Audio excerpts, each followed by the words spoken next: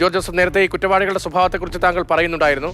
ഈ കുറ്റവാളികളുടെ സ്വഭാവത്തിനനുസരിച്ച്, പ്രത്യേകിച്ച് ഗോവിന്ദച്ചാമിയുടെ സ്വഭാവത്തിനനുസരിച്ച് കണ്ണൂർ ജയിലിൽ ശ്രദ്ധ ഉണ്ടാകാതെ പോയി എന്നത് വ്യക്തമാണ്. ഇനി ജയിലിൽ സമാനമായി നിരവധി ക്രിമിനൽ കേസ് കുറ്റവാളികൾ ഇപ്പോഴും കണ്ണൂർ ജയിലിൽ തന്നെയുണ്ട്.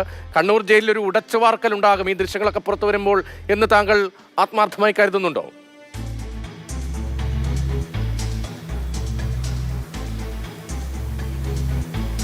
എനിക്ക് വലിയ പ്രതീക്ഷയൊന്നുമില്ല.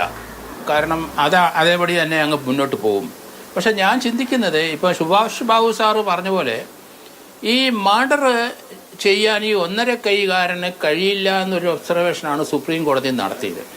ആ 1.5 കൈകാരനാണ് 21 അടി ഉയരമുള്ള മതിൽ കയറി 1.5 കൈ കൊണ്ട് പോയത്.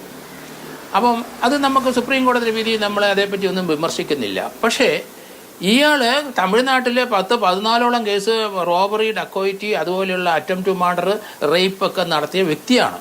അവസാനമാണ് നമ്മൾ സൗമ്യ കേസിനകത്ത് ഇയാളെ നമ്മൾ അറസ്റ്റ് ചെയ്യുന്നതും ഇയാൾക്ക് ക്യാപിറ്റൽ പണിഷ്മെൻറ്റ് സുപ്രീം കോടതിയിലെ അത് ജീവപര്യന്തമായിട്ട് കൺവേർട്ട് ചെയ്തു. പക്ഷേ ഇവിടെ കേരള ഹൈക്കോടതി ക്യാപിറ്റൽ പണിഷ്മെൻറ്റാണ്. ക്യാപിറ്റൽ പണിഷ്മെൻറ്റ് വ്യക്തമായിട്ടൊക്കെ ഞാനൊക്കെ വ്യക്തിപരമായിട്ട് എതിർപ്പാണെങ്കിലും ഇയാളെപ്പോലെയുള്ള ആൾ സമൂഹത്തിൽ ഇറങ്ങുന്നത് ഡേഞ്ചറസ് ആണ്.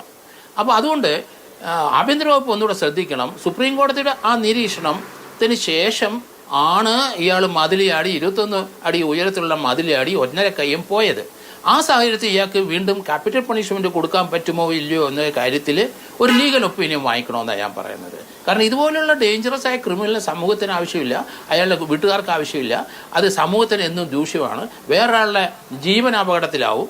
അതുകൊണ്ട് ഇയാൾക്ക് ഒരു ക്യാപിറ്റൽ പണിഷ്മെൻറ്റ് അവാർഡ് ചെയ്യാൻ ഇനി സാധിക്കുമോ എന്ന്, കാരണം സുപ്രീം കോടതിയുടെ ആ നിഗമനം, ആ ഒബ്സർവേഷൻ ആ റേപ്പിന് മാത്രമേ ഉണ്ടായിരുന്നുള്ളൂ, മർഡറിന് ഇയാളെ കൊണ്ട് കഴിയില്ല, സാധിക്കാൻ സാധ്യത കുറവ് എന്നാണ് സുപ്രീം കോടതി പറഞ്ഞത്. ഇപ്പോൾ അത് സാധ്യത കൂടുതലാണ്. ഈ 1.5 കൈയനോ 21 അടി ഉയരത്തിന് മതിൽ കൂടെ ഈസി ആയിട്ട് പോയി എന്ന് പറയുമ്പം അത് റിവ്യൂ ചെയ്യാൻ പറ്റുമോ ഇല്ലയോ എന്നൂടെ നോക്കുന്നതാണ് എൻ്റെ വ്യക്തിപരമായ അഭിപ്രായം. അത് തന്നെയാണ് സുഭാഷ് സാർ അത് തന്നെ പറഞ്ഞു. അതുകൊണ്ടാണ് ഞാനിപ്പോൾ അത് എടുത്തു പറയുന്നത്. ഞങ്ങളെപ്പോലെയുള്ള ആൾക്കാരുടെയൊക്കെ ഒബ്സർവേഷൻ അങ്ങനെ തന്നെയാണ്. അതുകൊണ്ട് അതേപ്പറ്റി ആഭ്യന്തര വകുപ്പ് ചിന്തിക്കണം. ഈ ഡേഞ്ചറസ് ക്രിമിനൽസിനെ ഇവിടെ നമ്മൾ പണം ചിലവാക്കിയിട്ട് ഇവിടെ ഇടേണ്ട ആവശ്യമുണ്ടോ? ഒരു ക്യാപിറ്റൽ, അയാൾ സൂയിസൈഡ് ചെയ്യാൻ 2-3 അറ്റംപ്റ്റ് നടത്തുകയും ചെയ്തിട്ടുണ്ട്. അപ്പോൾ ഇയാൾക്ക് ഒരു ക്യാപിറ്റൽ പണിഷ്മെന്റ് ആണ് ഡിസർവിങ് എങ്കിൽ അത് കൊടുക്കുന്നതിന് ഏതെങ്കിലും രീതിയിലുള്ള തടസ്സമുണ്ടോ? ആഭ്യന്തര വകുപ്പ് തീർച്ചയായിട്ടും അതുകൂടെ പരിഗണിക്കണം എന്നാണ്. വളരെ പ്രധാനപ്പെട്ട ഒരു പോയിന്റാണ്.